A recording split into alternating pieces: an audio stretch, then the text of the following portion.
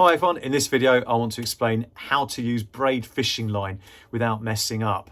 So basically how to load a reel without getting line slip, how to cast out without getting wind knots, and how to reel that line back in without it bedding in. Using braid means that you're in more direct contact with your hooks than you would be if you're using monofilament nylon fishing line, just a standard fishing line, because braid is less stretchy and it's also lower diameter. It means that if you've cast out a long way and you get a take and you strike, you're going to be moving those hooks in to the fish a lot quicker and more effectively than you would with something that stretches as you do it. Now, that improved connectivity is really important when you're trying to present lures slowly. You might be drop shotting or you might be using creature baits. And what you want to be able to do is deft little touches to make that piece of plastic look animated without it necessarily moving through the water really quickly. And in the UK, especially in the wintertime, in the cold, when everything's slowed down, that's really important. So with that improved connectivity, you get some feedback through the rod. You can feel what's going on.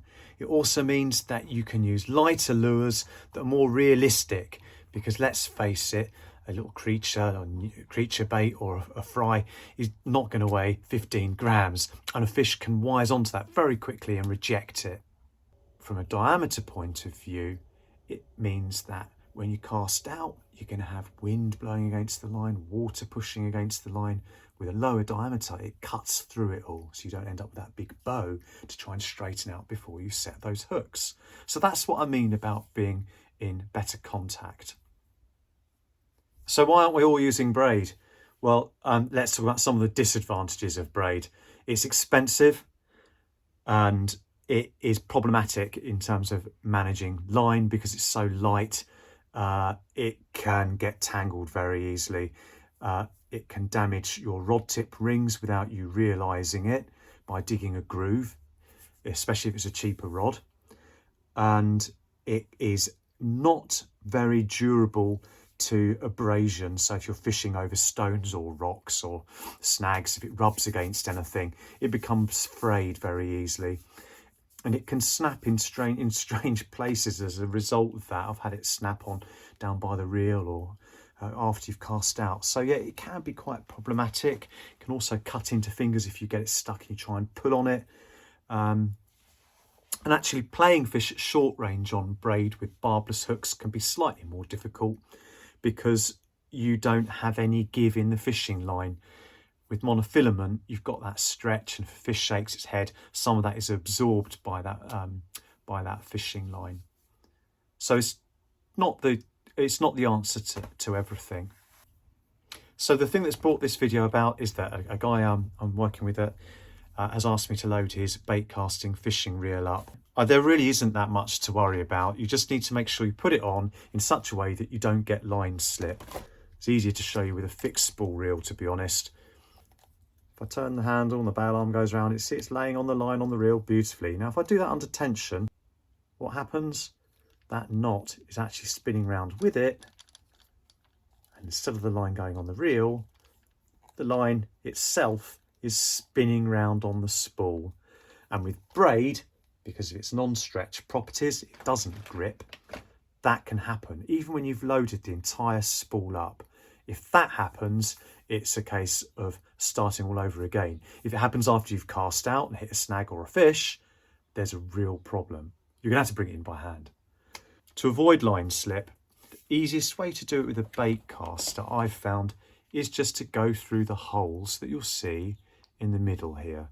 Go through that hole, come out that hole, tie it off, and that is never going to slip around the spool. Other methods of doing it, the old school way that I've always done in the past, is to put some monofilament backing on, just normal fishing line, put on 50 yards of that, then attach that to your braid.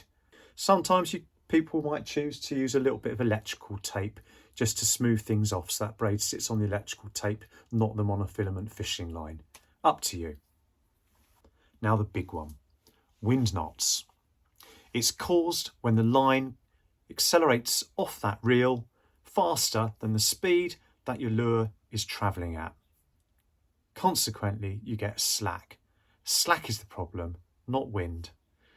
Wind just creates loops in the line, and that can then become looped up, and then as that lure finally stretches the line straight again, those loops can get pulled into a knot. Any wiggle in the line as you're casting out will cause loops as well. One of the things I've noticed, especially in beginners and young people, is that when they cast out, they copy what they've seen people do in YouTube videos, which is these fancy casts. They cast out and they go, oh yeah, all this carp, like the carp spotting brigade, boom, and off to the side. It's like, what is that all about? Why do you want to move the line backwards and forwards after when your rod's still in the air, that thing's still travelling? You're creating extra loops, slack in the line. Don't do that. With a bait caster reel in particular, you want to make it a smooth arc and a stop. Otherwise, if you do a cast and go like that backwards, you're flicking the line, you're going to make loops. Things that you can do to make it easier for yourself is start off with thicker braid. Now this chap's sensibly given me some 30-pound braid. Too thick, a lot of people will say. Well, no, not if you're a beginner. Use a heavier lure and use thicker braid.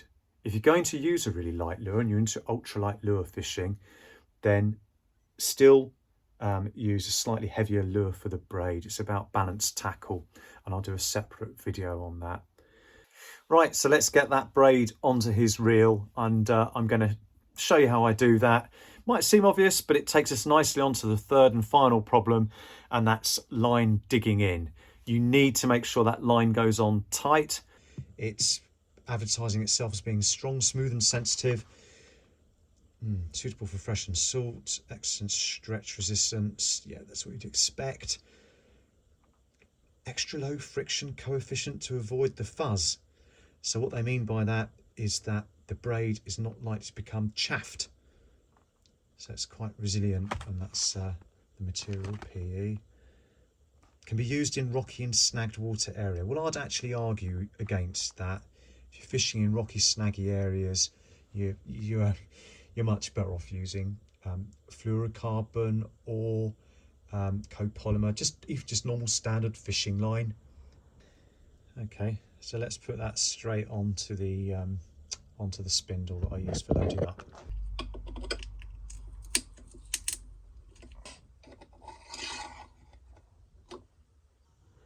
These aren't holes, so I can't put the braid through there and out the other side. So I'm going to have to do this the old-fashioned way. Right, you'd be tempted to think I need to use 30-pound mono as backing, but no, I'm going to use just 6-pound, and the reason for that is because it's low diameter. I don't want to have a bumpy surface that the braid then digs into. Now, some people will tie a blood knot or a uni knot. I like to do what's an old-fashioned arbor knot. Make a loop.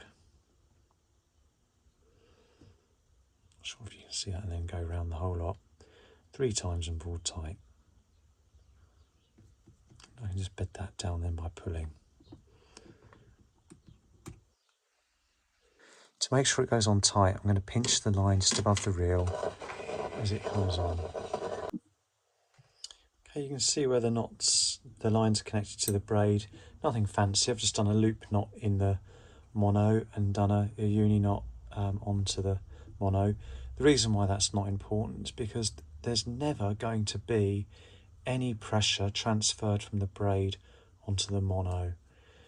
All the pressure is going to be on the braid. It's going to be on the reel. So, yeah.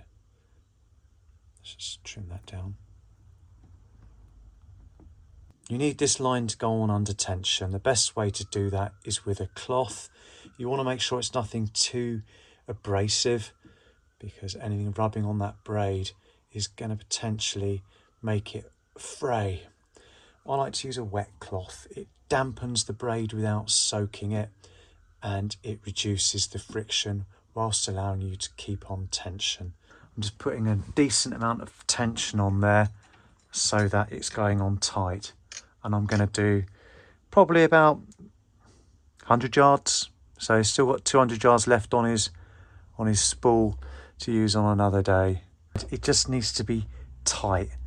You don't have to be ridiculously tight, okay? You don't have to wrap it around a chair leg 8 times, or anything like that, right? Just pinch it tight, get that line on. Yeah, it's going on fine. Right, that's his reel done. The line guide has put it on nice and evenly on both sides. You'll see there's loads more room for Braid to go on, but there's no point. He's a beginner. Start off with twice the amount of casting distance that you're going to be doing, maximum casting distance. So on here I've got about 100 yards, and you'll get better line control. The more line you've got on here, the more difficult it is to control because it comes off faster. It also means that there's more potential for it to dig in under the layers, and that's when you get knots on the spool. It stops it from casting out, stops it dead in its tracks. Now it's down to him to use the right size lures for his setup. And with 30-pound braid, I'd be reluctant probably to use anything under 10 grams. If he does mess it up, at least he's still got another 2 opportunities with the remaining 200 yards that are left on that spool. I hope that makes sense. For the record, I'm not a fan of bait casting reels for lure fishing. I've spent so many years using a fixed spool reel that I just prefer it. But I know the experts out there will say these cast more accurately, so each to their own, and let's not get bogged down with, right and wrong ways of doing things. There's more than one way to skin a cat. The only final thing he needs to do is put a leader on this, but I think that's a separate video.